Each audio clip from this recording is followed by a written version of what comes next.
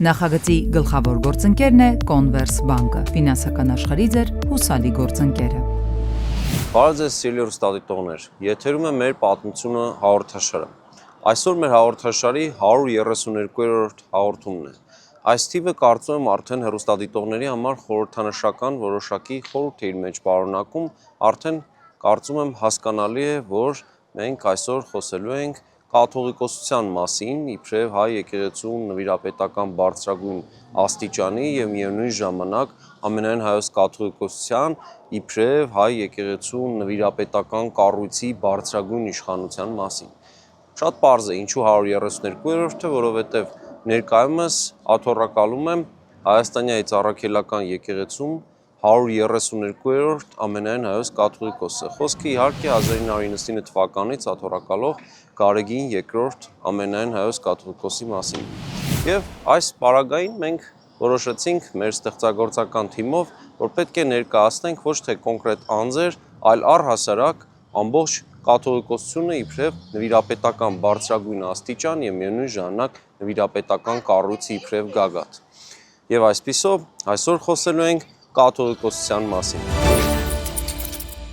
Նախ պետք է սկսենք իհարկե կաթողիկոս բառի ստուգաբանությունից, որը հունարենից է բխում եւ այնտեղ կաթողիկոս բառը նշանակում է ընդհանուր, համընդհանուր եւ հետեւաբար տվյալ դեպքում կաթողիկոս բառի կիրառությունը նվիրապետական համակարգում ընդհանրական իմաստն է կրում, այսինքն ընդհանրական համընդհանուր պետ։ Գործ ունենք եկեղեցու ընդհանուր պետի հանգամանքի հետ եւ այս տերմինի կիրառությունը բնորոշ է եղել վաղ միջնադարից սկսած ոչ միայն հայ եկեղեցում, այլ նաև արևելյան մյուս եկեղեցիների պարագայում, ինչպես նաև օրինակ հարևան Բիրքի պարագայում նաև վրաց պատրիարք կաթողիկոսի պարագայում է կիրառվում, նաև գտնվում է նման կիրառություն ասորիների միջավայրում, ասորի արևելյան ուղղափառ եւ նաև իհարկե մենք գործ ունենք այս տերմինի կիրառության հետ, օրինակ հնդիկ մալանկարա կամ մալաբար եկեղեցու պարագայում։ Վերադառնալով հայ եկեղեցու միջավայր, պետք է նշել, որ կաթողիկոս տերմինը ավելի լայն կիրառություն մեր միջավայրում ստանում է 5-րդ դարից, բայց մինչև այդ հայ եկեղեցու գերագույն պետը շատ հաճախ քահանայապետ, եպիսկոպոսապետ, հովապետ, հայրապետ տերմիններով ավելի հաճախ է հանդիպում։ Հիմա հասկանանք, թե ինչպես է այս տերմինը մեր միջավայրում լայն կիրառում գտնում եւ որն է այս նվիրապետական բարձրագույն աստիճանը կրող անձնավորությունը, ինչ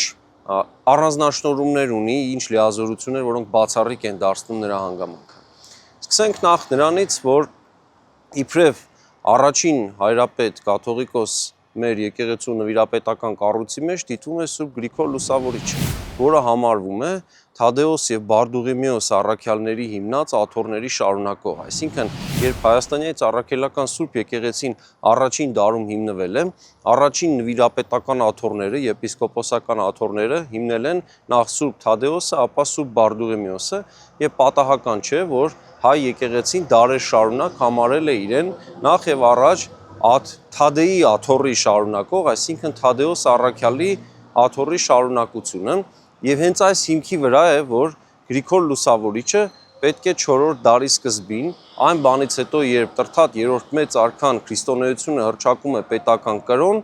այդ ժամանակ արդեն Գրիգոր Լուսավորիչը գահակալի իբրև առաջին հայրապետ կաթողիկոս պաշտոնական կարգավիճակով Հայաստանում քրիստոնեության պետական կրոնի հանգամանքի միջավայրում։ Մենք այս պահին գտնվում ենք խորհրդանշական վայրում, մենք գտնվում ենք Սուրբ Գրիգոր Լուսավորչի կամարի հատվածում, հարևանությամբ Տրթատախորանն է, այս հատվածը կառուցվել է 2001 թվականին, ի նշանավորում են Հայաստանում քրիստոնեության պետական կրոն հռչակման 1700-ամյակի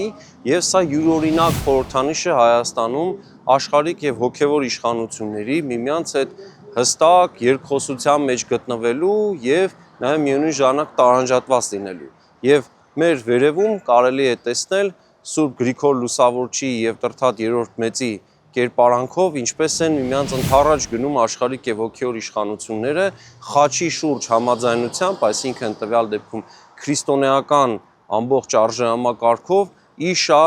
հայոց աշխարհի եւ բնականաբար քրիստոնեական առաքինությունների։ Հայ եկեղեցու պարագայում կաթողիկոսը այն տիտղոսն է, որ կրում է նվիրապետական բարձրագույն աստիճանը կաթողիկոսությունը եւ միևնույն ժամանակ ամենայն հայոց կաթողիկոսությունը հայ եկեղեցու նվիրապետական վարչական կառույցի մեջ գլխավոր աթոռն է։ Այսինքն այստեղ պետք է տարբերակենք երկու հանգամանք։ Հայ եկեղեցում գոյություն ունեն նվիրապետական 9 աստիճաններ եւ նրանց մեջ բարձրագույնը կաթողիկոսությունն է, նրանից մեկ աստիճան ցածր եպիսկոպոսությունն է եւ եւս մեկ աստիճան ցածր քահանայությունը։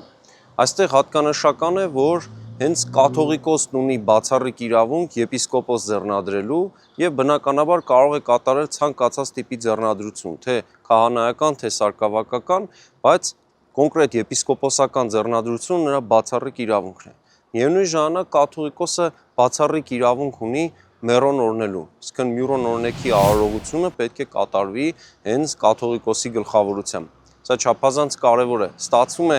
այնպես, եթե կոպիտ համացություն անենք գործիքը, որով պետք է մկրտություն կատարվի, այսինքն ապագա քրիստոնյա, հայ քրիստոնյա պետք է կերտվի մկրտությամբ, ծնունդ տրվի հայ քրիստոնյայի, այդ գործիքը պետք է անպայման անցնի հենց ամենայն հայոց կաթողիկոսի ձեռքով։ Այսինքն կաթողիկոսական մասնակցությունը պարտադիր պայման է մեռոն օրնեքի համար։ Միևնույն ժամանակ պետք է նշել, որ կաթողիկոսը նաև որոշակի կարգապահական խնդիրների պարագայում կարող է միջամտություն կատարել, այսինքն եթե հոգեորականի վարք ու բարքը եւ ծառայությունը շեղվում է նրա առաքելությունից, հենց կաթողիկոսն ունի կարգալույց հռչակելու, այսինքն եկեղեցու քահանայական ծառայությունից կամ եպիսկոպոսական ծառայությունից հեռացնելու եւ աշխարհականների դասին կարգելու գործողությունը հոգեորականի կարող է կատարել միայն կաթողիկոսը։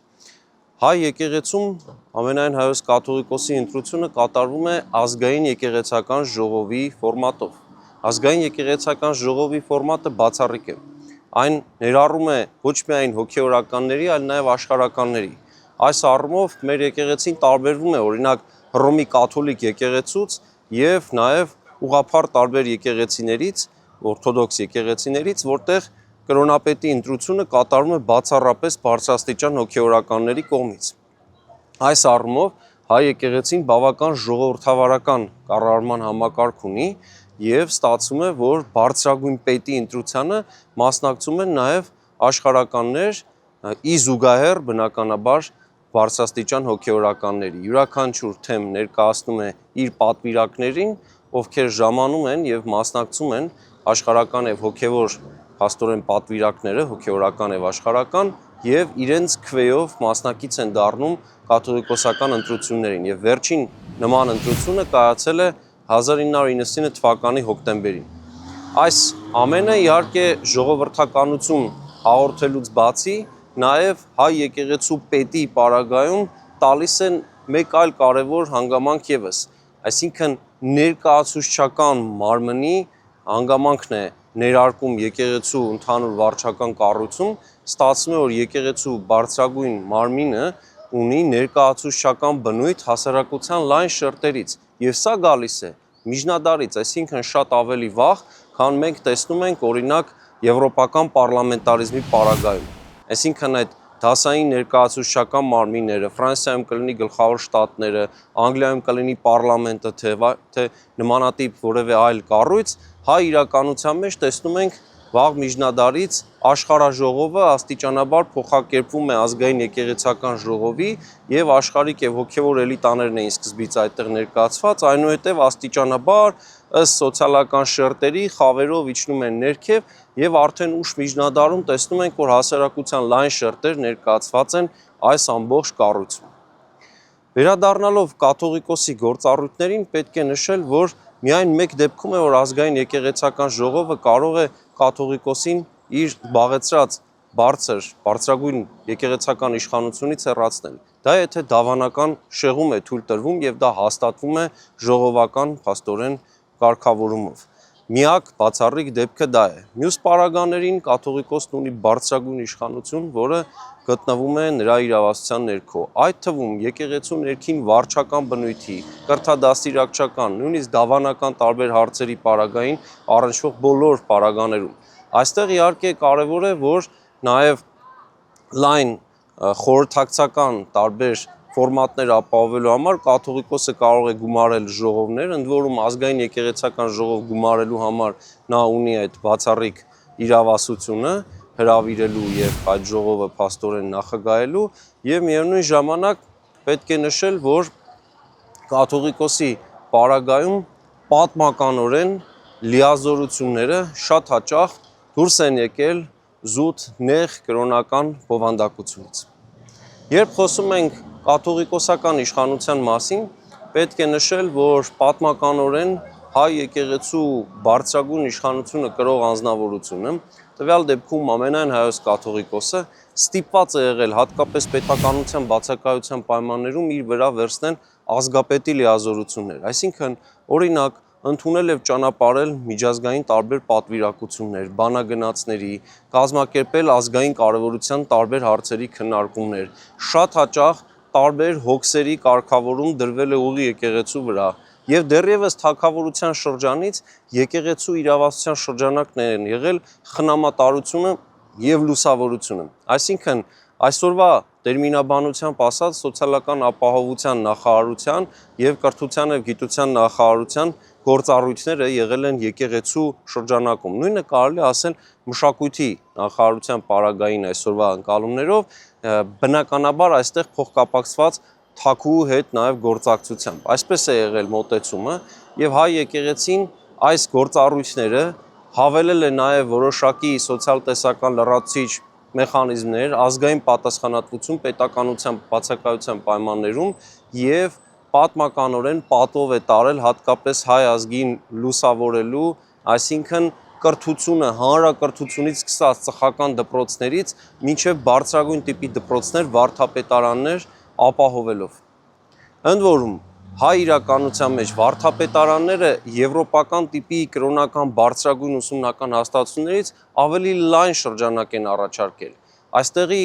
ուսանողները եւ շրջանավարտները միշտ չէ որ դարձել են բարձրաստիճան հոգեորականներ, այսինքն միշտ չէ որ վարդապետներ են դարձել, ունենք դեպքեր հայկական միջավայրում, որ նույնիսկ իշխանական ծագման գործիչներ այստեղ գործել են եւ այնուհետեւ այս կրթությամբ շարունակել իրենց գործունեությունը այլ ոլորտներում։ Այս պարագայում մենք պետք է շեշտենք, որ փաստորեն հայ եկեղեցու բարձրագույն իշխանությունը կրող անձնավորությունը ստիպված է եղել ինստիտուցիոնալ առումով շատ հաճախ ավելի լայն գործառույթներ իր ձեռքում ունենալ եւ որոշ աշխարհիկ գործառույթներ եւս իրականացնել։ Մենք քիչ առաջ խոսեցինք հայ եկեղեցու հոգևոր դասի նվիրապետական աստիճանների աստիճանակարգության մասին եւ այդտեղ կաթողիկոսի դերի մասին։ Այստեղ շատ կարևոր է նաև նշել, որ ազգային եկեղեցական ժողովի կողմից ընտրված կաթողիկոսը այնուհետև ձեռնադրվում եւ օծվում է 12 եպիսկոպոսների կողմից եւ նրանցից ավագագույնի կողմից այդ օծման ժամանակ մեռոնը լցվում է աստորեն կաթողիկոսի վրա եւ այս ձեռնադրման եւ օծման արարողությունը բավական լուրջ տարբերություն է ստեղծում հայ եկեղեցու եւ մյուս եկեղեցիների ավանդական այդ ծիսարարողակարգային ընթացակարգերի միջև։ Ստացվում է որ հայ եկեղեցին բացառիկ է այս առումով։ Մյուս եկեղեցիների պետերի պարագայում ընտրությունից հետո լրացուցիչ ատրիբուտներ են շնորհվում եւ դա դառնում է կարծեք թե եպիսկոպոսների մեջ թիվ 1-ը։ Ինչպես օրինակ Հռոմի կաթոլիկ եկեղեցու պարագայում է կարդինալներից մեկը ընտրվում եւ ստանում լրացուցիչ այդ տարբերանշանները պայմանականացված իր իշխանության, բայց հայ եկեղեցու պարագայում բացառիկ է ձեռնադրման եւ օծման այս ողջ հանդիսությունը արարողակարգը, որը ավանդվել է մեծ դարերով եւ ցույց է տալիս, որ մեր եկեղեցին կարծեք թե իր մեջ նաեւ ներառել է թագավորական օծմանը, թագադրմանը բնորոշ տարրեր եւ սրանով շեշտել է կաթողիկոսի ազգապետ լինելու հանգամանքը, հատկապես այն ժամանակներում, երբ որ մենք գործ ունենք թագավորության կորստի հետ։ Բայց նույնիսկ այս պարագայում բացառիկ է այն, որ նման արարողություն հիշատակվում է նույնիսկ պետականության գոյության պայմաններում, այսինքն 4-րդ դարի պայմաններում, երբ Ներսես մեծը, Ներսես առաջին Պարթև կաթողիկոսը հակառակ իր կամքի փաստորեն Արքունի խորհրդի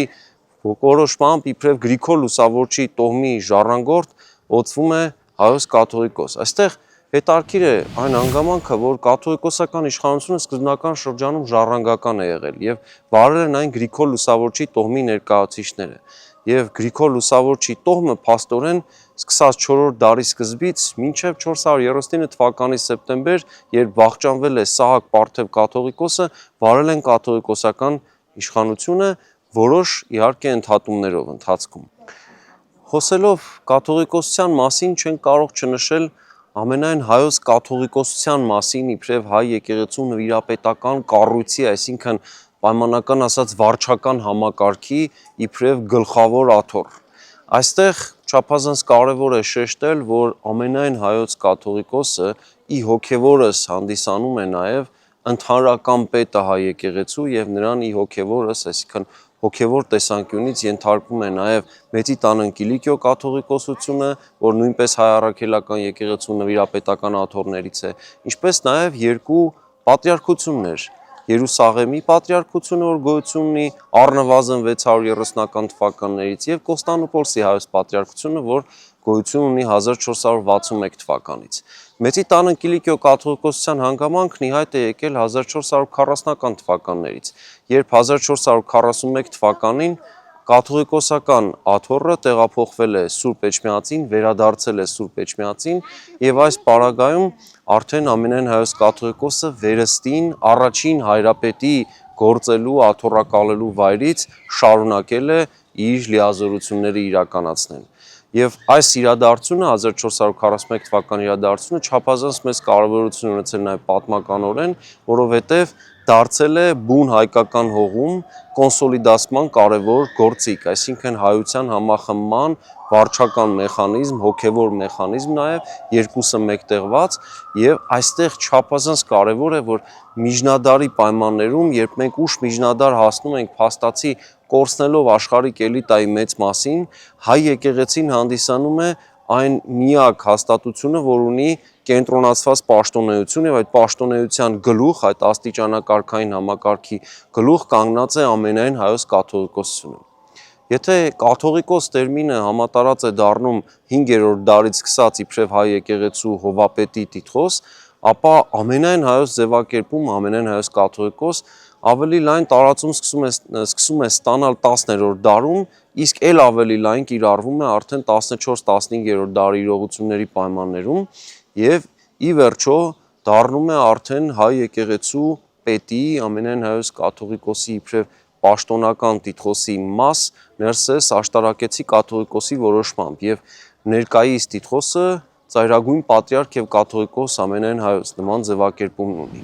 Պատրիարքական իշխանության հանգամանքը չափազանց կարևոր է եղել հատկապես երբ մենք գործ ունենք ուղղափառ եկեղեցիների հետ հարաբերվելիս օրթոդոքս աթոռների եւ օրինակ պատրիարքական իշխանության ճանաչումը չափազանց կարևոր է եղել օրինակ ռուսական կայսրության հետ հարաբերվելիս 18-19-րդ դարերում եւ երբ որ 19-րդ դարում օրինակ 1836 թվականին Հովանես Կարբեցի կաթողիկոսի ժամանակ ռուսական կայսրության իշխանությունները ներդրել են Պոլոժենիե կոչվող փաստաթուղթը, որով հայ եկեղեցու լիազորությունները կարծեք փորձեն սահմանափակել, այդ ժամանակ միևնույն ժամանակ նրանք ճանաչել են պատրիարքական կարգավիճակ ամենայն հայոց կաթողիկոսի։ Սա չափազանց կարևոր էր հայ եկեղեցու համար, նաև եթե մենք համատենք օրինակ ռուս ուղղափառ եկեղեցու կարգավիճակի հետ, այդ նույն ժամանակ ռուսական կայսրության ինքնակալական կայսերական իշխանությունները չէին ճանաչում օրինակ ռուսական եկեղեցու ղեկավարի պատրիարքական իշխանությունը, այսինքն համայն Ռուսիո պատրիարքը ըստ էության այդ ժամանակ գոյություն չուներ պատրիարքական իշխանության։ Այս պարագային հատկանշական է, որ հայ եկեղեցին 1700 տարվանից ավելի կարողացել է պահպանել բարձրագույն կաթողիկոսական իշխանությունը, այսինքն հստակ նվիրապետական թե աստիճանները եւ թե կառույցը, որտեղ ամբողջ կառույցի գլուխ կանգնած է կաթողիկոսը։ Այս բացառիկ հանգամանքը հայկական միջավայրում այս ողջ պատմության ընթացքում լեգիտիմություն է հաղորդել համահայկական նախագծերին, լինի դա որևէ կրթական նպատակ, օրինակ ազգային գիրը պահպանել, տարածել ամբողջ Հայաստանով եւ գաղթավայրերով, եւ թե միևնույն ժամանակ, ասենք օրինակ 1918 թվականի առաքելությունը։ Չէ՞ որ 1918 թվականին հենց ամենայն հայոց կաթողիկոսի տվյալ դեպքում Գևորգ 5-րդ Սուրենյանցի դիրքորոշումից հենց այստեղից սկսվել է այն բեկումը, որ պետք է սկիզբ դներ մերօրյա պետականությանը, Հայաստանի առաջին հանրապետությանը, այսինքն հայոց նորագույն պետականությունը հանրապետության տեսքով սկիզբ է առել հենց ամենայն հայոց կաթողիկոսությունից եւ կաթողիկոսի դիրքորոշումից տվյալ ժամանակ։ Այսինքն ինստիտուցիոնալ առումով եկեղեցին կոնկրետ կաթողիկոսական իշխանության հանգամանքի առկայությամբ նաեւ ազգային կարևորության հարցեր է կարողացել դնել այնպիսի ուղղության վրա, որը ունեցել է մեզ համար ազգային ինքնության պահպանման եւ պետականության վերականգնման նշանակություն։ Այս պահին մեր ետնամասում կարող եք տեսնել Վեհարանի շենքը, ժամանակակից շենքը Վեհարանի, որտեղ նստում է ամենայն հայոց 132-րդ կաթողիկոսը։ Փաստորեն առ այսօր կաթողիկոսական իշխանությունն ունի համահայկական բացառիկ նշանակություն, որովհետև հանգամանքների բերումով հայության միայն 1/3-ն է մայր հողում ապրում։ Մնացած մասը գտնվում է Սփյուռքում, գաղթավայրերում եւ նրանց հոգեվոր միասնության, ամրապնդման եւ պահպանման գործը շարունակում է գտնվել հայ եկեղեցու հոգածության ներքո։ Այս պարագային իհարկե ի հոգեվորս միասնությամբ ամենայն հայոց կաթողիկոսի բարձրագույն իշխանության ներքո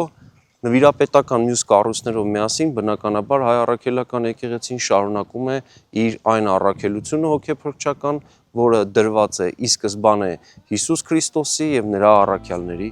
կողմից։ Իսկ մեր այսօրվա հաղորդումը մոտեցավ իր ավարտին։ Կհանդիպենք հաջորդ շաբաթ մեր պատմություն հաղորդաշարի հետ։ Հաջողություն։